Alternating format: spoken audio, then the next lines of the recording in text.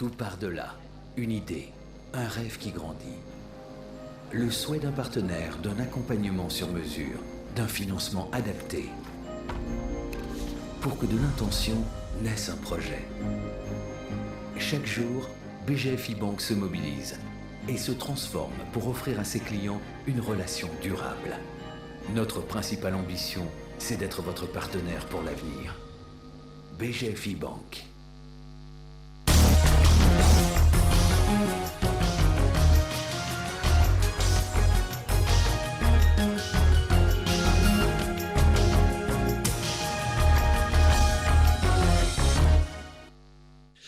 Bonsoir à tous. La nouvelle a occupé la une de la presse dès ce matin. Près de 30 morts après un grave accident routier sur la nationale numéro 1 dans le Congo central.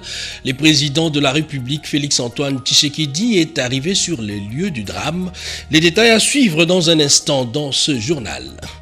D'aucuns s'interrogeaient sur le vrai contenu de la gratuité de l'enseignement de base, volonté du président de la République. Eh bien, aux efforts internes pour soutenir cette gratuité s'ajoutent les appuis extérieurs.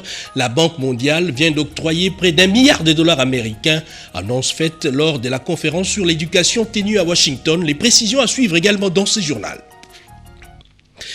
Encore une fois, bonsoir. Certains témoins parlent d'une défaillance du système de freinage. En tout état de cause, le pire est arrivé. Au moins 30 personnes, après un accident ce dimanche, ont péri sur la nationale numéro 1. Le président de la République, Félix-Antoine Tshisekedi, est arrivé sur place lundi pour partager sa peine avec les blessés et les familles des victimes. On en parle tout à l'heure en images et commentaires dans le corps de ce journal. Et ces drames a plongé dans les deuils profonds toute la province du Congo central. Le ministre des Relations avec les parlements Deon Koussou, fils du terroir, a fait montre de sa compassion. Renette Koulonga pour les détails.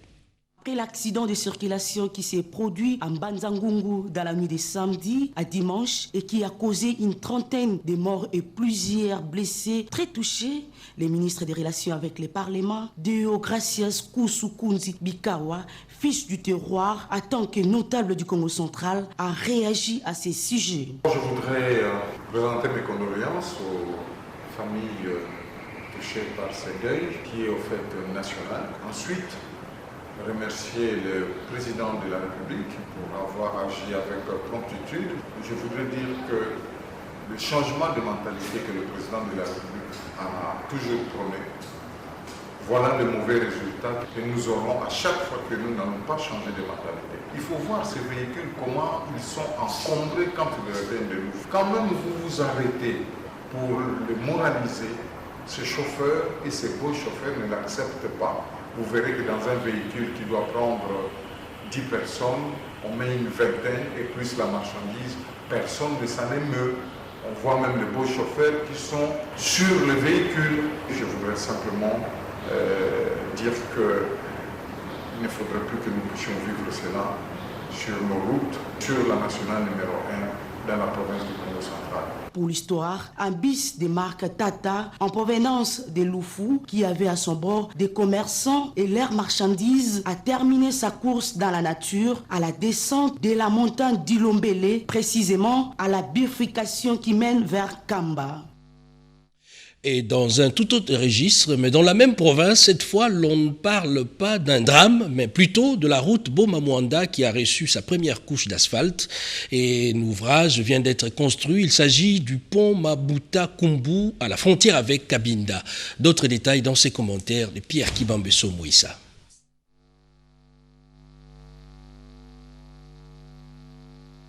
Dans un instant, tout d'abord cette information, cette question, les lois votées à la Chambre basse ont-elles une incidence sur la jeunesse? Eh bien, cette préoccupation a été soumise à la présidente de l'Assemblée nationale, Janine Mabunda, par l'Asbel Banakin. Sylvie Mouimbo et Bernard Baudot pour le compte rendu. Si ce n'est pas un partenariat formel, c'est du moins un engagement ferme que Banakin Asbel a pris vis-à-vis de la présidente de l'Assemblée nationale, l'honorable Janine Mabunda Lioko. L'exercice va consister à la vulgarisation des lois que la population en général et les jeunes en particulier semblent ne pas maîtriser ou celles dont la teneur n'est pas à la portée du commun des mortels. Généralement, ils ne sont pas au courant des lois qui sont votées. Et surtout ces lois-là, qui sont votées sont généralement en leur faveur. nous allons commencer à sensibiliser, nous allons suivre de près la production législative pour que ça soit vulgarisé au niveau du commun mortel. Il s'agit pour nous de démontrer que le quinoa aujourd'hui s'implique davantage dans ce que fait le législateur congolais et particulièrement le législateur quinois. Parce que la ville de Kinshasa, étant le siège des institutions, devrait être à la hauteur de ce défi, d'être cette matrice qui comporte les institutions de la République. Nous avons été très honorés de son accueil et c'était un plaisir pour nous, délégation de Banakin, de pouvoir nous exprimer librement en face de la présidente de l'Assemblée nationale. L'organisation de la célébration du 30e anniversaire de la création de Banakin Asbel va bénéficier de l'implication du speaker de la Chambre basse du Parlement. Certains agriculteurs dans le Holomami ont vu leurs champs détruits par des éléphants et d'autres, leurs proches, tués par ces pachydermes. Eh bien, le Premier ministre l'a dit aux élus de cette province, les victimes seront indemnisées. Françoise Belabouaki et Pompo Oumba. Solutions pratiques pour régler des différends. Sur la liste des préoccupations soumises au chef du gouvernement Ilunga Ilunkamba le lundi dernier, les élus du Holomami ont fait figurer les victimes de destruction des champs et maisons par les éléphants. Le problème d'éléphants, par exemple, il y a eu l'UCCN. Le responsable de cette institution a été instruit par le Premier ministre de prendre toutes les dispositions qui s'imposent pour que les populations qui ont été victimes de comportement de ces éléphants puissent être indemnisées. Dans sa méthode de travail, le professeur Ilunga a invité les ministres sectoriels et les services concernés pour des solutions idoines. En ce qui concerne les ponts Bondoué, il y a déjà les débuts des solutions. Parce qu'il y a le bac qui est arrivé, on est en train de souder et bientôt il y aura le moteur qui arrivera à Boukama pour que le bac soit opérationnel. Pour la centrale électrique de Kiloubi, on est en train de chercher des solutions. Il y a une concertation entre les différents responsables qui doivent entrer en synergie pour que la solution soit trouvée dans un délai raisonnable. Mettre l'homme au centre de l'action gouvernementale, c'est la motivation du numéro 1 du gouvernement central. Les notables de l'espace katangais apportent leur soutien au Premier ministre Sylvestre Ilunga Ilunkamba. Ces derniers l'ont dit au cours d'une soirée organisée à l'honneur du chef du gouvernement. On écoute ici l'adresse du chef de l'État à cette communauté. Suivez. Je suis katangais. J'ai entendu les défis auxquels est confronté le Katanga. Mais ces défis ne sont pas différents des défis auxquels sont confrontés le reste des provinces de ce pays. La description qui a été que le coordonnateur de la communauté katangaise a faite de la situation de notre pays, des conditions de vie de la majorité des citoyens de ce pays, cette description s'applique à l'ensemble des provinces de notre pays. Nous allons travailler, bien sûr, nous allons travailler en tant que Premier ministre. Je suis Premier ministre de tous les Congolais. En travaillant pour résoudre les problèmes auxquels le Congo est confronté, nous travaillerons ensemble pour résoudre en même temps les problèmes auxquels le Katanga, le Grand Katanga, est confronté. Un lapsus plutôt, c'est le chef du gouvernement, c'est que je voulais tout naturellement dire au lieu de chef du président de la République. C'est un peu un test avant un programme formel avec le Fonds monétaire international, une facilité rapide d'environ 200 millions de dollars américains, enveloppe du FMI pour la RDC. C'est le résultat, du moins les retombées des assemblées annuelles du FMI et de la Banque mondiale. Les explications dans ces commentaires d'Edi Tchala.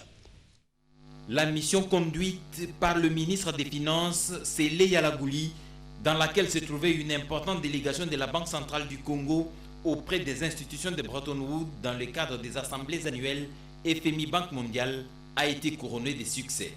La délégation a eu des échanges très fructueux avec le département Afrique du Fonds monétaire international et se sont accordés sur la venue d'une mission d'audit du Fonds monétaire international à Kinshasa au plus tard en novembre avant la reprise de programme. À la Banque centrale du Congo, il sera question pour cette mission du Fonds monétaire international de mener une mission d'évaluation des sauvegardes de l'Institut d'émission, d'effectuer un diagnostic de dispositifs de gestion pour la sécurisation des financements. Les ressources du FMI ne sont pas destinées à construire des minutes ou à construire un hôpital. Non, c'est uniquement des volants pour équilibrer les comptes extérieurs, donc un appui à la balance de paiement. Et il faut se dire que c'est dans ce cadre-là que nous pouvons avoir l'assistance technique également pour nous accompagner dans la mise en œuvre de réformes, notamment sur la fiscalité.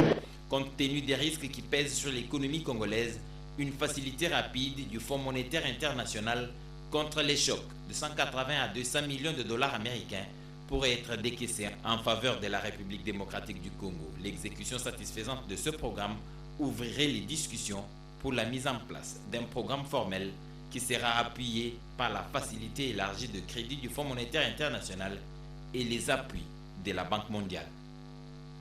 Certains voyaient la gratuité de l'enseignement fondamental avec beaucoup de recul. Comment y arriver? Avec quels moyens? Des efforts ont été consentis en interne. Et voilà, la Banque mondiale qui vient d'octroyer près d'1 milliard de dollars américains, annonce faite lors de la dernière conférence sur l'éducation à Washington. Anastasie Doumbou nous en dit un peu plus. La République démocratique du Congo peut compter sur ses partenaires extérieurs pour soutenir la vision du président de la République sur la gratuité de l'enseignement primaire. C'est le cas de la Banque mondiale qui a promis 1 milliard de dollars américains non remboursables pour appuyer la politique de la gratuité. Une promesse faite lors d'un forum axé sur l'éducation à Washington. Une conférence à laquelle a participé le ministre d'État en charge de l'enseignement primaire, secondaire et technique, Willy Bakonga, se réjouit de ses succès.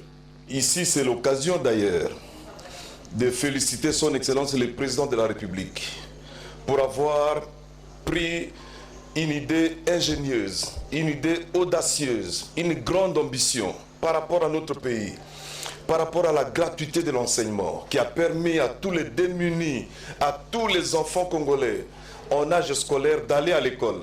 La Banque mondiale a promis à la République démocratique du Congo 1 milliard. C'est comme ça que le président de la République m'a dépêché à Washington pour participer à cette grande conférence. Et aujourd'hui, je suis satisfait puisque la Banque mondiale a accepté, n'est-ce pas, de nous venir en aide. Le train de la gratuité a déjà quitté la gare. Sa mise en œuvre est progressive. La finalité est d'améliorer à la fois la qualité d'apprentissage et les conditions sociales des enseignants.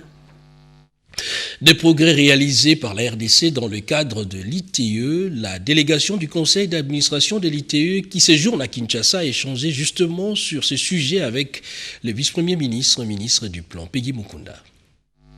La République démocratique du Congo vient d'accomplir des progrès significatifs dans la mise en œuvre de la norme ITIE 2016. C'est ce qui justifie la présence de la délégation ITIE internationale dans la capitale. Donc le résultat, de façon générale, c'est que c'est un résultat très positif où la RDC a fait des acquis majeurs sur plusieurs aspects de la norme ITIE. Le Conseil a conclu également qu'il y a des éléments d'amélioration et que le Conseil a donné à la RDC 18 mois pour mettre en œuvre ces mesures correctives. Une initiative combien louable pour le pays, a martelé la vice-première ministre, ministre du Plan, Élisée Mounemboué. La République démocratique du Congo a accueilli avec joie cette validation par l'ITIE et les résultats obtenus. La République est contente de ces résultats et nous avons dit que par rapport aux mesures correctives, nous allons nous y mettre avec tous les partenaires afin de pouvoir rencontrer ces mesures d'ici le prochain rapport qui aura lieu dans 18 mois. Le 16 avril, c'est la date de ma naissance, donc c'est une date que je n'oublierai jamais. La mise en œuvre de l'ITIE en RDC devrait constituer un exemple de probité et d'adhésion au code de conduite de l'ITIE et au protocole de la société civile. Les tests d'admission à la prestigieuse École nationale d'administration, nous sommes à la 6e édition. La ministre de la fonction publique a lancé officiellement ces tests à partir de l'IEC Gombe, nous dit José Baïtoambo. Chaude poignée de main entre le gouverneur de la province du Lualaba et le ministre de la fonction publique, 24 heures seulement après le lancement de la 6e édition du test d'admission à l'École nationale de l'administration. Richard Mouyej Manguez-Mons est venu puiser à la source auprès de Yolande et Bongo Bosongo les contours de l'organisation de ces tests. Il s'agit bel et bien des conditions ou critères de sélection de candidats, le recrutement proprement dit et autres. Le souci de mieux comprendre la manière dont sont organisées ces épreuves qui permettent aux candidats jeunes des provinces d'être inscrits à l'École nationale de l'administration. Et je vois que la procédure devrait être clarifiée. Elle l'a bien expliqué, avec beaucoup de compétences, je transmettrai, mais il faut tenir compte de certains aspects qui puissent mettre tout le monde à l'aise. La province du Lualaba avait elle aussi aligné une centaine de compétiteurs ou candidats sur les 4000 participants à avoir passé ce test organisé le dimanche 2 octobre sur toute l'étendue du territoire national et qui vise le rajeunissement de la fonction publique tel que souhaité par le chef de l'État Félix-Antoine Tshisekedi Tshilombo. Les secteurs de l'énergie, surtout avec les énergies renouvelables, intéressent les investisseurs américains. Pour baliser le chemin, déjà, une délégation de femmes entrepreneurs conduite par la vice-gouverneure du Lualaba, Fifi Masuka, a mené un lobbying sur place. Oscar Mbalkaïch.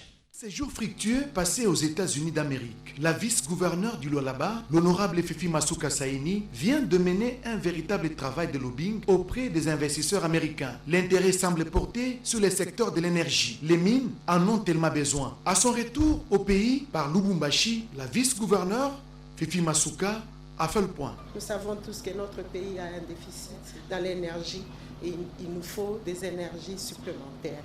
Voilà pourquoi nous avons été invités par l'ambassade des États-Unis qui nous a permis de pouvoir y aller avec une délégation par un ordre de mission signé par le gouverneur et le ministre de l'Intérieur pour nous permettre d'y aller et de participer, ainsi de trouver de nouveaux investisseurs qui veulent bien venir au Congo pour investir dans l'énergie.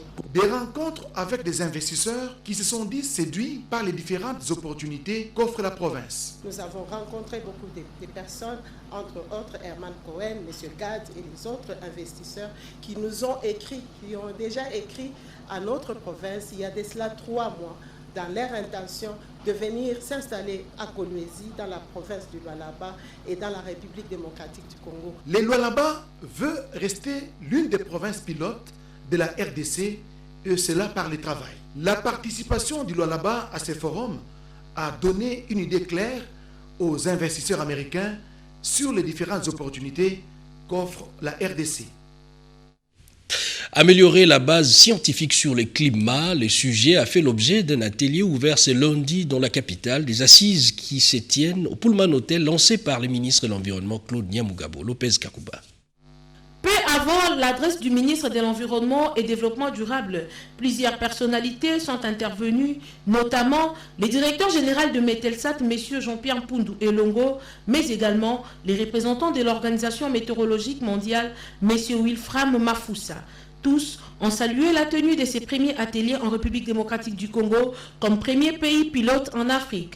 Dans son mot d'ouverture, le ministre de l'Environnement, Maître Claude Nyamugabo Baziboué, a salué les choix portés sur la RDC pour accueillir les travaux du Fonds vert pour le climat. Je voudrais me référer par ailleurs au discours du président de la République, son Excellence Félix-Antoine Tshisekedi, du haut de la tribune des Nations Unies, lorsqu'il affirmait la place de choix qu'occupe la protection de l'environnement, retenue par lui comme l'une de ses priorités. Au moment où l'humanité subit les conséquences néfastes liées à la dégradation climatique, l'évolution du climat est devenue une préoccupation de premier plan pour notre société. De par ses activités quotidiennes, l'être humain a entraîné des changements notables dans la composition atmosphérique. Cette cérémonie s'est déroulée en présence des experts environnementaux, tant locaux qu'internationaux, de points focaux au niveau régional, des représentants de pays d'Afrique, notamment de la République du Congo, la Namibie et le Sénégal. Le ministre de l'Environnement et Développement durable a par la suite échangé avec l'ambassadeur d'Égypte accrédité en RDC, M. Mamdi Chaban. Au centre de leurs entretiens, la gestion intégrée des ressources en eau, ainsi que la coopération bilatérale entre les deux pays qui dépendent mutuellement de leurs riches fleuves, le fleuve Nil pour l'Égypte et le fleuve Congo pour la RDC. Bientôt, le ministère de l'économie nationale va procéder au contrôle économique. En amont, la ministre de l'économie nationale, Acacia Bandumbola, a donné quelques orientations pour réussir cette opération qui concerne tout le territoire national. Anim Balaka et Blaise Kiti qui ont signé ces reportages.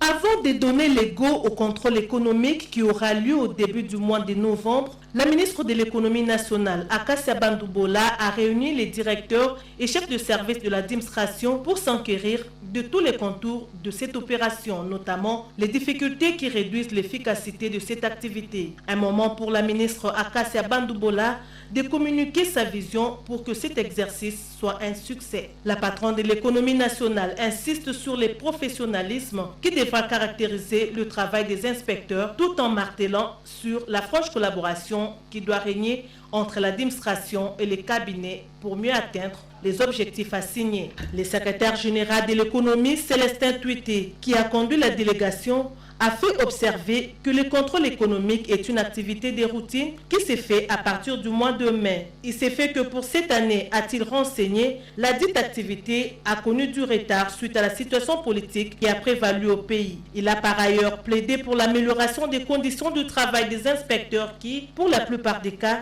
effectue ce travail avec beaucoup de difficultés suite à l'absence de la logistique appropriée. Il a aussi plaidé pour la tenue de séminaires de renforcement des capacités de chaque agent afin qu'il actualise leurs connaissances en la matière. Après ces échanges, la ministre de l'économie nationale a promis de faire le nécessaire afin de répondre à leur cahier de charges et aussi de rencontrer personnellement les différents chefs d'équipe pour leur donner des instructions fermes sur les grands défis de cette opération qui va bientôt commencer.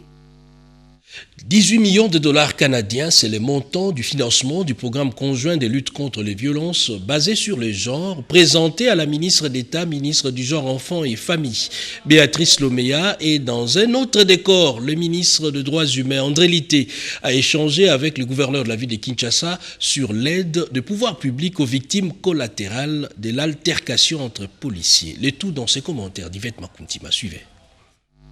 Le nombre de partenaires autour de ces programmes illustre bien l'intérêt social que revêt celui-ci en ce qui concerne les résultats attendus. Les programmes conjoints de lutte contre les violences basées sur le genre, soutenus par une enveloppe de près de 18 millions de dollars canadiens, financés par le Canada, comptent à ce jour plusieurs centres intégrés des services multisectoriels, des prises en charge des victimes de viols, notamment les guichets de prise en charge, les guichets médicaux, psychosociaux, juridiques et des réinsertions socio-économiques. Des explications fournies à la ministre d'État, ministre du Genre, Enfants et Famille, Béatrice Lomea Tilité, par la coordonnatrice de la composante consolidation de la paix et renforcement de la démocratie du PNUD, chef de ces projets, Sabine Oubéré-Outou.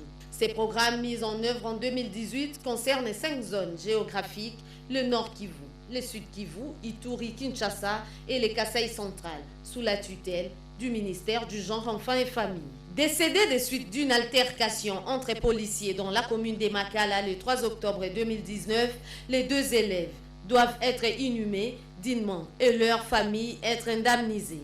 C'est le sens de la visite de ce lundi 21 octobre 2019 du gouverneur de la ville-province Kinshasa, Jean-Tiningo Bilambaka, au cabinet du ministre des Droits humains, Maître André Litté ACBA, accompagné du député national Adon Dombassi, élu de la FUNA, saisi par les familles des victimes, le numéro 1 de la ville-province Kinshasa, a discuté avec le ministre des Droits humains sur la prise en charge des obsèques et comment indemniser les familles éprouvées et celles des enfants blessés. Pour le ministre des Droits humains, Maître André Litté ACBA, tout est mis en œuvre pour la protection des victimes et déférer les bourreaux devant les juridictions compétentes.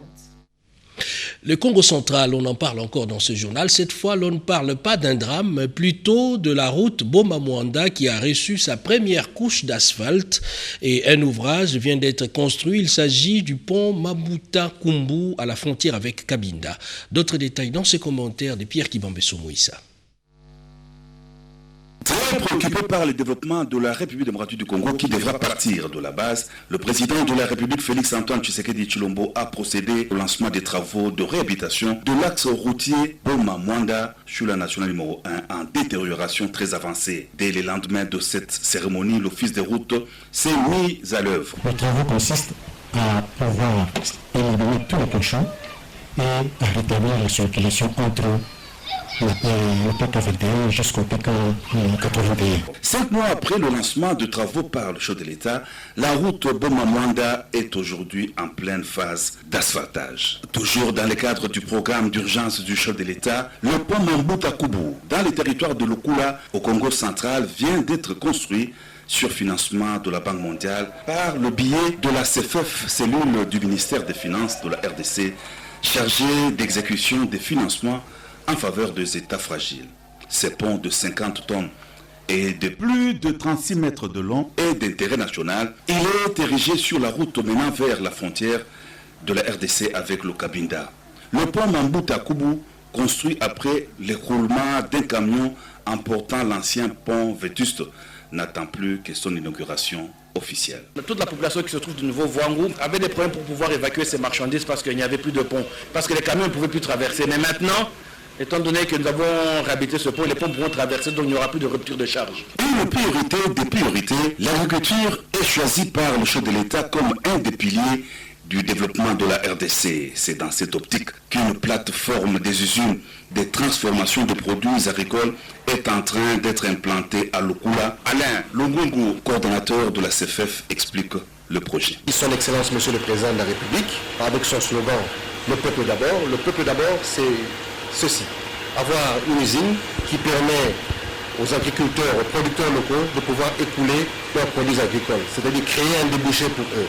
Ça va leur permettre de gagner de l'argent à travers l'activité agricole qu'ils sont en train d'exercer. Donc voilà un peu l'approche économique du pôle de croissance. Nous sommes vraiment contents que si on multiplie de tels projets un peu partout à travers notre pays, ça sera une bonne chose. On ne fait pas les choses à moitié. Cette plateforme agro-industrielle doit fonctionner grâce au courant électrique fiable. On y a bien sûr pensé. Le projet de développement des pôles de croissance appuie l'agro-industrie. Et sans énergie, sans courant électrique, ce sera un vœu pieux. Là, nous venons de constater la fin des travaux, l'achèvement des travaux. C'est un poste moyenne tension, dimensionné en 220 kV. Il y a à peu près une centaine de pylônes qui ont été installés par le projet. C'est une réalisation aujourd'hui qui s'inscrit dans le programme de Son Excellence Monsieur le Président de la République des 100 jours.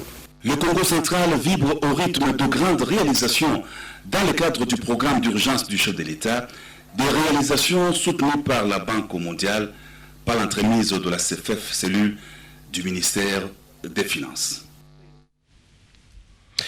Le Haut Conseil de la francophonie s'est réuni ce lundi 21 octobre. S'en est suivi la signature de l'acceptation du cahier des charges de l'OIF pour l'organisation de 9e Jeux de la francophonie. C'était sous la présidence du ministre d'État à la coopération, Pépin Guillaume Manjolo. Les détails dans ses commentaires de Séverine Pascal Katanda. Suivez.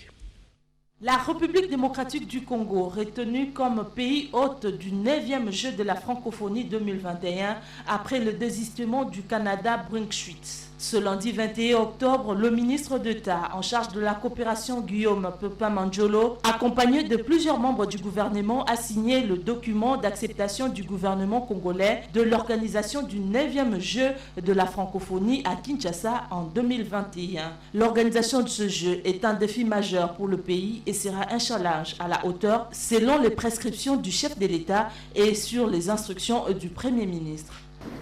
Nous avons l'occasion extraordinaire de montrer au monde que nous ne sommes pas seulement ces pays qui est frappé sans cesse par les affres de la nature, mais aussi ces pays qui ont une capacité des rebondissements extraordinaires, qui a toujours prouvé et peu importe la situation, ils sont en mesure de pouvoir s'en sortir.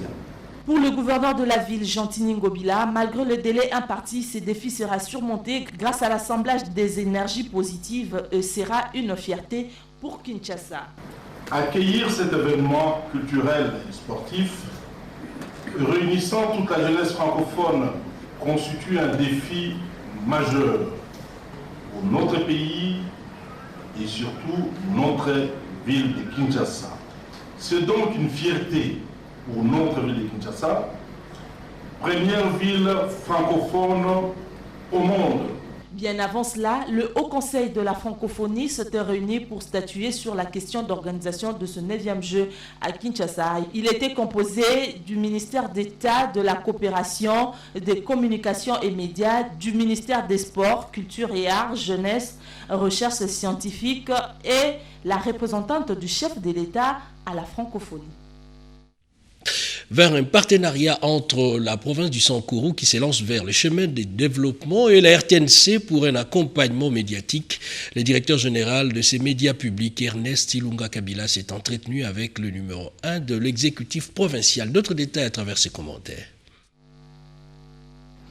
Le Sankourou est l'une des nouvelles provinces de la République démocratique du Congo qui veut prendre de l'envol pour son développement.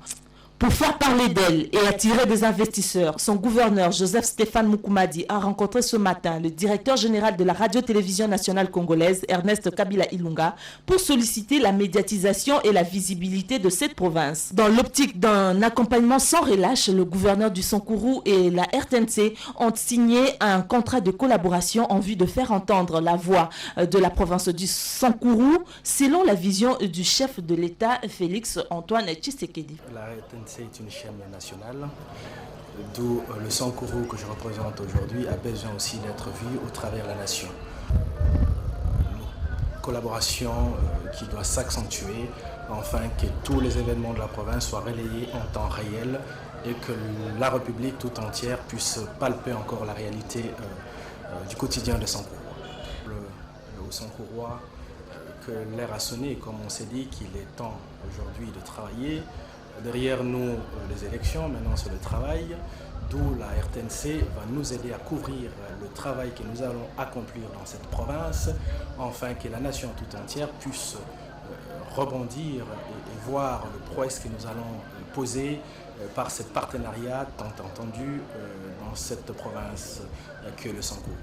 Les élections étant passées, l'heure est à la construction et au développement, a dit Joseph Stéphane Mukumadi, qui du reste s'est dit très satisfait de la générosité du directeur général de la RTNC, Ernest Kabila, qui ne lésine d'aucun effort pour accompagner les actions des gouverneurs des provinces. Un nouveau comité provincial réaménagé, ville de Kinshasa, à la tête de la Convention des démocrates travaillistes unifiés. Dichala pour les détails. C'est en perspective de la sensibilisation, mobilisation et fidélisation de ses membres que Gisèle Ndaya Luzeba, présidente nationale de la Convention des démocrates travaillistes unifiés CDTU, a procédé à l'installation du comité fédéral réaménagé du parti pour la ville-province de Kinshasa. Pour la présidente nationale de la CDTU, il est temps de battre le rappel de troupes en vue des batailles politiques à venir. Je suis en train de voir la vision 2023, une vision qui va très bien se réaliser par rapport à l'implantation du parti dans la ville-province de Kinshasa. Je viens du Kasaï oriental, là où j'ai fait pratiquement 10 jours pour la redynamisation du parti. Et après-demain, je serai au Katanga, voire même là-bas, pour faire le même travail. Donc je suis à l'étape où je dois redynamiser le tout. En tant que dirigeante d'un parti politique, je pense que je ne peux pas croiser le bras. Je dois, à côté de la politique, à côté de tout ce que j'ai comme vision, je dois apporter un plus, donc travailler dur pour ne pas avoir la main tendue par rapport à mon parti politique.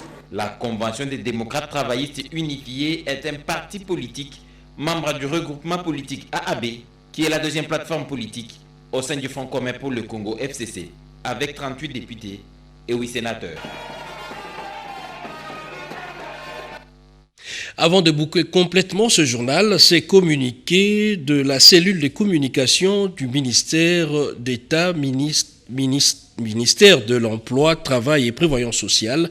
La cellule de communication de son Excellence, Madame la ministre d'État, ministre de l'Emploi, Travail et Prévoyance sociale, porte à la connaissance de l'opinion tant nationale qu'internationale que des individus non autrement identifiés ont usurpé l'identité de Madame Néné Ilunga-Nkulu en créant un faux compte Facebook et un faux compte bancaire. Ces arnaqueurs promettent à leurs victimes une formation professionnelle au Canada avec possibilité d'emploi. La cellule de communication tient à préciser que ces deux comptes sont de faux et n'appartiennent nullement à son Excellence Madame Néné Ilunga-Nkulu. La cellule de communication décline toute responsabilité sur quiconque se laisserait duper par cette escroquerie, du reste condamnable par les lois de la République. Actuellement, les équipes techniques travaillent pour identifier ces individus et la cellule juridique du cabinet s'apprête à saisir la justice pour usurpation d'identité, escroquerie et trafic d'influence. La cellule de communication rappelle que Mme Néné Ilunga-Nkulu communique sur des comptes officiels et bien identifiés. Un communiqué signé Robert Ndaye Tichense, conseiller en communication. Eh bien, c'est la fin de ce journal. Merci à vous de nous avoir suivis. Merci surtout à ceux-là qui nous ont suivis depuis la ville de Kisangani dans la province de la Tchopo. À suivre après ce journal en page spéciale, la récente visite du vice-premier ministre, ministre de la Justice Célestin Tunda Kassende à la prison centrale de Makala. Et Joël Makela revient à 22h pour la suite de l'actualité. Les restes à suivre également sur le www.rtnc.cd. Bonsoir.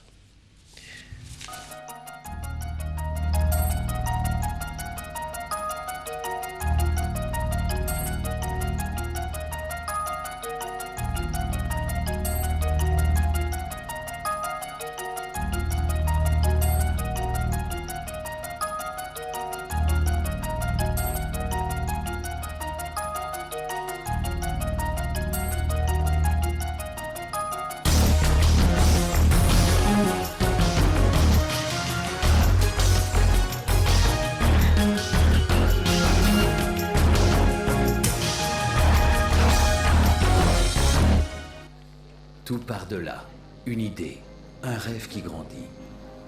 Le souhait d'un partenaire, d'un accompagnement sur mesure, d'un financement adapté. Pour que de l'intention naisse un projet. Chaque jour, BGFI Banque se mobilise et se transforme pour offrir à ses clients une relation durable. Notre principale ambition, c'est d'être votre partenaire pour l'avenir. BGFI Banque.